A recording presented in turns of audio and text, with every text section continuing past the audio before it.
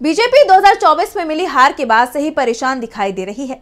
Party को लोकसभा में बहुमत नहीं मिल पाया था, जिसके बाद जेडीयू, टीडीपी और शिवसेना के सहयोगी से पार्टी ने बहुमत का आंकड़ा पार कर लिया, जिसका दबाव पीएम मोदी पर दिखाई दे रहा है।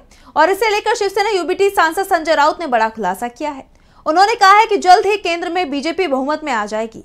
तो क्या है बीजेपी का प्लान, जिससे राउत ने सहयोगी दलों को पहले ही किया है सावधान?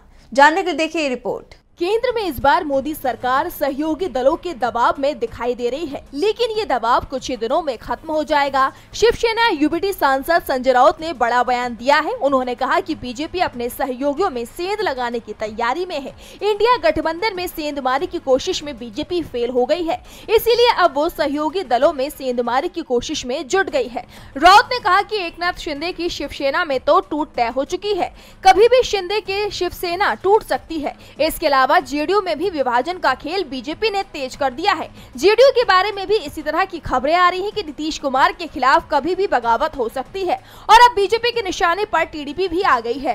राउत ने कहा कि बीजेपी की आदत है मित्र दलों को कमजोर करना, उन्हें तोड़ना। हमारे साथ उन्होंने ये किया और अब जो उनके साथ है उनके साथ ये सब हो रहा है। लोकसभा में इन तीनों ही दलों के पास 35 सीटें हैं, जबकि बीजेपी के पास 240 सदस्य हैं। लोकसभा में बहुमत का आंकड़ा 272 का है और बीजेपी इन तीनों ही दलों में सेंधमारी कर 272 सदस्यों के समर्थन की कोशिश में जुटी हुई है।